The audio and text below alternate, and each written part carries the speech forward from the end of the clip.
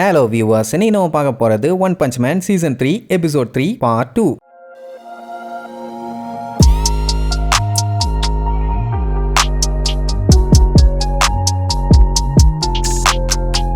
Open பண்ணா போன பாட்டுல ஜீனோஸ் வெளியில ஏதோ ஆபத்து வருது, போய் நீ சண்டை போடுன்னு சொல்லி வெளியில அனுப்பி விட்டான்ல, அவங்க கூட வந்து எட்டி பார்த்தானே, அப்படியே வெறித்தனமா லுக் விட்டுட்டு நீங்க சொன்ன ஆபத்து நம்ம வாசல்ல தான் நின்றுட்டு இருக்குதுமா, பார்த்தா ஏதோ ரோபோட் மாதிரி வந்து நின்றுட்டு இருக்கும். அட கிங்கு பையில இத பொழந்து கட்டாம என்னடா நிக்க வச்சு பேசிட்டு இருக்கேன்னு திட்டுவானுங்க. அட இருங்கடா, ஆல்ரெடி உங்களை பார்த்தாலே தெரியுது நல்லா டேமேஜ் ஆயிருக்கீங்க, நான் இங்க சண்டை போடலாம் வரல, இங்க பாருங்கன்னு சொல்லிட்டு மூஞ்ச காட்டுவாரு. பார்த்தா டாக்டர் குசேனோ இப்பதான் கிங்குக்கு கொஞ்சம் நிம்மதியா இருக்கும். ஏன்னா ஏதாச்சும் ஏலியனோ மான்ஸ்டரோ வந்துருச்சுன்னா கிங்க இன்னைக்கு காப்பாத்தி இருக்க முடியாது, அவன் தான் லக்கி ஃபெல்லோ வாச்சே. சரி, டாக்டர் குசேனோ எதுக்கு இங்க வந்திருப்பாருன்னா, ஆல்ரெடி நம்ம ஜீனோஸை அவர் ரிப்பேர் பண்ணிருப்பாரு, ஆனா மறுபடியும் இவன் பாடி டேமேஜ் ஆன சிக்னல் அவருக்கு வந்திருக்கும். அதான் என்னாச்சு ஏதாச்சுன்னு செக் பண்ணிட்டு அப்படியே பார்த்துட்டு போலான்னு வந்திருப்பாரு. அவன் நான் இனிமேட்டு இப்படி தோக்க மாட்டேன், நீ மன்னிச்சிருங்கம்மா, பட் அவர் ஆல்ரெடி இவனோட ஃபயர் பவர்லாம் இம்ப்ரூவ் பண்ணி தான் வச்சிருந்தாரு. ஆனா ஜெயிக்கிறத விட லைஃப் தானே முக்கியம், அதனால அதை பத்தி எல்லாம் கவலைப்படாத. உன்னை டேமேஜ் பண்ண எனிமிக்கு என்ன ஆச்சுன்னு கேட்கும்போது, நான் டிஃபீட் பண்ணல, எங்க மாஸ்டர் சைட்டமா தான் டிஃபீட் பண்ணாருமா, ஆல்ரெடி இவனை மீட் பண்ணணும் தான் இருந்தாராமா. அவன் வந்து பார்த்துட்டு கொஞ்சம் செருப்பை வெளியில விட்டு வரீங்களா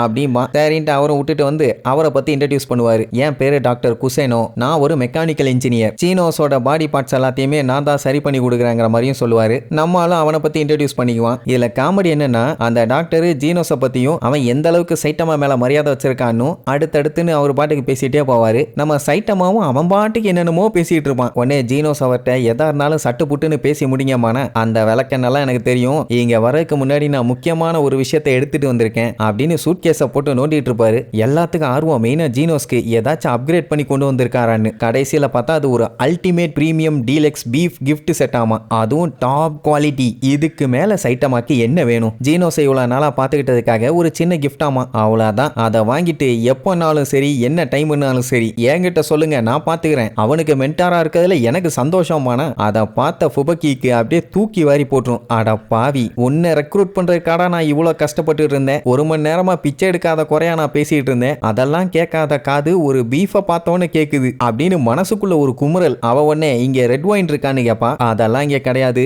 ஆமா, நீ இங்க டின்னருக்கு எங்க கூட அப்படியே ஜாயிண்ட் அடிச்சுக்கலான்னு பாக்குறியா? உனக்கு வேலை எதுவும் இல்லைன்னா தயவு செஞ்சு கிளம்பிரு. நீ மட்டும் இல்ல, கிங்கு கூடவே அந்த ஓல்டு பீஸுங்க எல்லாம் அவங்க வீட்டுக்கு போங்க அம்மா, ஏன்னா அவங்களே அந்த பீஃப் எல்லாத்தையும் தின்னு தீத்துருவாங்களோன்னு ஒரு பீதி. அதே நேரம் அந்த இன்செக்ட் மான்ஸ்டரும் கிங் த ரிப்பரும் நேரா அந்த ஒத்தக்கன் மான்ஸ்டரை மீட் பண்ணி, நாங்க காரோ கிட்ட பேசணும், அவன் அந்த டெஸ்ட்ல ஃபெயில் ஆயிட்டான், அப்படி இப்படின்னு சண்டை வந்ததுனால அவனை கொன்னுட்டோம், சொல்ல போனா அவங்கிட்ட பேசதான் போனோம், வேற எதுவுமே நாங்க பண்ணல, சடனா அவன் தான் எங்களை அட்டாக் பண்ண ஆரம்பிச்சிட்டான் அப்படின்னு இவனுக்கு என்னதான் புழுவினாலும் அது கண்டுபிடிச்சிருச்சு. ஏண்டா உங்க மொசர கட்டைக்கு ஒழுங்கா பொய் சொல்லவே வராது, எதுக்கு இந்த வேண்டாத வேலை, ஒழுங்கு மரியாதையா உண்மையை சொல்லுங்க, இல்ல தூக்கி போட்டு வாயிலே மீச்சிருவேன்னு சொல்லும். உடனே அந்த இன்செக்ட் மான்ஸ்டர் இருந்துட்டு, அவனே ஒரு அரகுற ஆளு, சும்மா பெரிய மான்ஸ்டர்னு பீத்திட்டு திரியிறான், எப்ப வேணாலும் நமக்கு எதிராக திரும்புவான், அதனால தான் காலி பண்ணிட்டோம், இதனால உங்களுக்கு ஏதாச்சும் பிரச்சனை இருக்கான்னு கேட்கும். அதுக்கு அதை பத்தி எல்லாம் கவலை இல்லை, பரவாயில்ல, நீங்க ரெண்டு பேரும் சேர்ந்து அவனை காலி பண்ணிட்டீங்க, அவன் நல்லா ஸ்ட்ராங்கா இருந்தானான்னு கேட்கும். அதான் நல்லா சண்டை போட்டானே, அதெல்லாம் உண்மையா தான் சொல்லுவானுங்க. ஆளு பார்க்க சப்ப பீசு மாதிரி இருக்கான், ஆனா சண்டை வெறித்தனமா வேற லெவல்ல போட்டான், ஆனாலுமே அவன் அசந்த கேப்ல அவனை போட்டு தள்ளிட்டோம்பாங்க.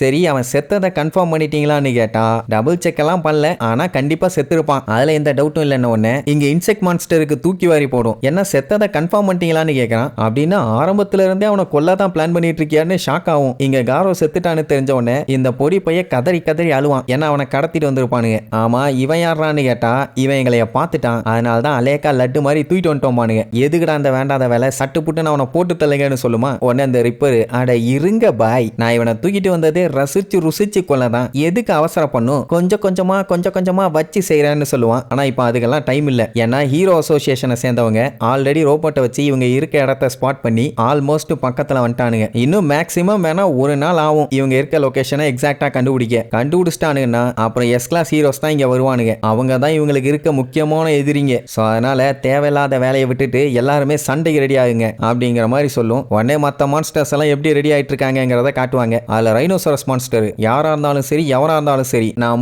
முட்டுல அங்கேயே ஸ்பாட் டெட் ஆவானே தவிர ஆசினி மாதிரி கொம்பு முளைக்கும்னு அடுத்த முட்டுக்கு வரமாட்டான்டான்னு ஒரு பஞ்சு வைக்கும் பாருங்க, அந்த இடமே அதிரும். இப்ப என்னன்னா இவங்க எல்லாருமே ஹீரோஸை கண்டிப்பா கொன்னே ஆகணும். அதாவது ஆளுக்கு ஒருத்தரையாவது கொல்லணும். அதுக்காக தான் பயங்கரமான ப்ரிப்பரேஷன். அப்புறம் அந்த வெட்டக்கோழி மான்ஸ்டர், ஐ திங்க் அது நெருப்பு கோழின்னு நினைக்கிறேன். அதுக்கப்புறம் அந்த பிகினி அக்கா, இன்னும் நிறைய மான்ஸ்டர்ஸ் வெறித்தனமா ப்ரிப்பேர் ஆவாங்க. அதில் நம்ம பூரி இருக்கார்ல, அவன் எப்படி இவங்களை அட்டாக் பண்ண வருவான்னு சொல்லி அவங்களுக்கு தெரியும். அவனை எப்படியாச்சும் கொல்லணும்னு அந்த பூனைக்கு வெறி. கொடூரமா அவனை வேட்டையாடுங்க, அவனை ஏன் கையாலேயே நான் கொல்லணும்னு சொல்லும். அதுக்கப்புறம் ஒரு 2 பேர் சண்டை போறதை காட்டுவாங்க பாருங்க, வேற லெவல்ல இருக்கும். கண்ணுக்கே தெரியாத அளவுக்கு ஃபாஸ்டா மூவ் பண்ணுவானுங்க. அந்த அளவுக்கு ஸ்பீடா மூவ் பண்ணி ஃபைட். சரி, இப்படியே மான்ஸ்டர் அசோசியேஷன் இப்ப வெறித்தனமா ரெடி ஆகுது. அதே நேரம் அந்த ரிப்பர் பாத்தீங்கன்னா அந்த பொடிப்பையில கூப்பிட்டுட்டு அப்படியே உள்ள போயிட்டு இருப்பான். அந்த டைம் ஆப்போசிட்ல G5 பார்ப்பான். அவன் கையில என்னமோ வச்சிருப்பானா, என்னது இது எங்கேயாச்சும் திருடிட்டு வந்தியான்னு கேட்பான். வேற ஒன்றும் இல்லை, அது மெட்டல் நைட்டோட பார்ட்ஸ். ஏதாச்சும் இவனுக்கு தேவைப்படுற மாதிரி வேல்யூபிள் ஐட்டமா இருந்துச்சுன்னா அதான் எடுத்துட்டு போறான். மெட்டல் நைட்டை வேற பீஸா செதற விட்டாங்களான்னு அந்த பயலுக்கு இன்னுமே பீதி ஆகும். அப்புறம் அவனை கூட்டு போய் அங்க இருக்க ஜெயிலுக்குள்ள அனுப்பி விட்டு, டரியோ உனக்கு ஃப்ரெண்டு ஒருத்தனை கூட்டு வந்திருக்கேன், என்ஜாய் பண்ணுன்னு சொல்லிட்டு போவான். ஆத்தாடி உள்ள என்ன மான்ஸ்டர் இருக்குதுன்னே தெரியலையே அப்படின்ட்டு உள்ள போய் பார்த்தா அது அந்த வகன்மா பையன், அதான் அந்த பணக்காரனோட பையன். அவன் என்னடா வெளியில இருட்டிருச்சான்னு கேட்பான். ஆமான்னு உடனே சரி ஏதாச்சும் சாப்பிட வச்சிருக்கியான்னு கேட்பானா. அவன் என்கிட்ட கேண்டி இருக்குன்னு உடனே அதை வாங்கி சாப்பிட்டுட்டு வேற ஏதாச்சும் இருக்கான்னு கேட்பான். எதுவும் இல்லைன்னு சொன்னோன்னே போடா வேஸ்ட்டுமா, வாங்கி தின்னுட்டு கொழுப்ப பாத்தீங்களா. சரி இப்போ இந்த மான்ஸ்டர்ஸ் எல்லாம் நம்மள என்ன பண்ண போறாங்கன்னு கேட்பான். அவன் இவங்க எல்லாம் முட்டா பயலுகப்பா, ஏகப்பட்ட வேற கடத்தி இருக்காங்க. ஆனா இருக்கிறதுலயே என்னோட அப்பா தான் ஹீரோ அசோசியேஷன்ல ரொம்பவும் பெரிய ஆளு. கண்டிப்பா உட்காந்து வேடிக்கை பார்த்துட்டுலாம் இருக்க மாட்டாங்க. எப்படியே நீ காப்பாற்ற வருவாங்க, நான் வேணா அப்படியே உன்னையும் காப்பாத்திடுறேன். இதை சொன்ன உடனே ரொம்ப தேங்க்ஸ்ப்பா, உனக்கு ரொம்ப நல்ல மனசுமா. ஆனா அடுத்த செகண்ட் என்ன தெரியுமா சொல்லுவான், இதுக்கப்புறம் நீ எனக்காக வேலை பார்க்கணும் அப்படின்ட்டு அவன் பணக்கார புத்தியை காட்டுவான். அவன் முழிப்பானா, என்ன பண்ண மாட்டியா, உன்னைய காப்பாத்தணுமா வேண்டாமா, கண்டிப்பா காப்பாத்தணும் தானே, அப்ப சொல்றத கேளுன்னு அவனும் ஓகே நீருவான். அப்ப அந்த சகதி மான்ஸ்டர் வந்து, என்னடா தப்பிக்க பிளான் பண்ணிட்டு இருக்கீங்களா, நீங்க என்னதான் முக்கி முனங்கினாலும் இங்க இருந்து நீங்க தப்பிக்க முடியாதே, மாட்டிக்கிட்டீங்க, என்ன பண்ணுவீங்கன்னு கிண்டல் பண்ணும். அந்த வகன்மா பையன், டேய் என்னைய காப்பாத்த எப்படி ஹீரோஸ் வருவாங்கடா, அவங்க உன் மூக்கு அதான் உனக்கு இல்ல, சரி உங்ககிட்ட ஏதாச்சும் உடைக்க முடிஞ்சா அதை உடைப்பானுடா அப்படின்ட்டு தில்லா பேசுவான். ஆனா அது என்ன சொல்லும், நீங்க எல்லாருமே சாக தான் போறீங்க, ஏன் ஹீரோஸும் சரி உங்க அப்பாவும் சரி ஒருத்தனுமே உயிரோட இருக்க போறதில்ல, ஏன்னா உன்னைய காப்பாத்த வந்து தாண்டா அவனுங்க சாகவே போறானுங்க அப்படின்ட்டு பயங்கரமா பீதியை கிளப்பி விடும். ஆனாலும் அந்த பயலுக்கு கான்பிடென்ட், எஸ் கிளாஸ் ஹீரோஸ் எல்லாம் வந்துட்டு இருக்காங்கடா, வந்து அடிக்க போற அடியில உனக்கு நாக்கு இருந்தா நட்டுக்கும், மூக்கு இருந்தா முட்டிக்கும், பல்லு இருந்தா பிச்சுக்குண்டா,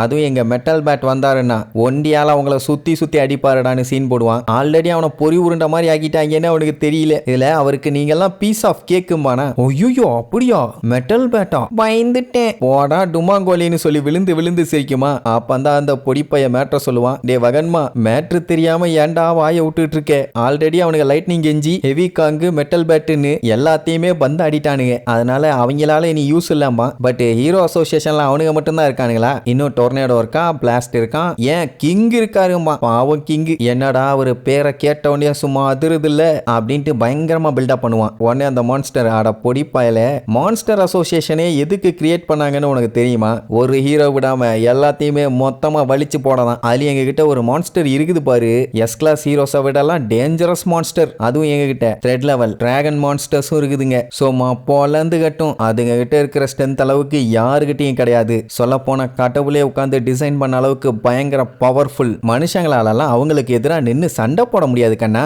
கிங்காவே இருந்தாலும் சரி வாயில பொங்குன்னு ஒண்ணு விட்டு அங்கேயே காலி பண்ணிடுவோம் அப்படின்னு பீதியை கிளப்ப இவனுக்கு தூக்கி வாரி போடும். மொத்தத்துல ஏகப்பட்ட கொடூரமான மான்ஸ்டர்ஸுங்க வேற லெவல்ல ரெடியா இருக்குதுங்க. எப்படிதான் சமாளிக்க போறானுங்களோ தெரியல. நம்ம பையன் வந்து சோழியை முடிச்சிருவான், அது வேற விஷயம், மத்தவங்க நிலைமை தான் பாவம். அப்போ காரோவை காட்டுறாங்க, செத்துட்டானான்னு பார்த்தா அதான் இல்ல, இன்னுமே பாடியில மூவ்மெண்ட் இருக்குது. சரி இனி இதுக்கப்புறம் மான்ஸ்டர்ஸ் நம்ம ஹீரோஸ் எல்லாம் எப்படி சமாளிக்க போறாங்கன்னு அடுத்தடுத்த எபிசோட்ல பார்க்கலாம். டாடா.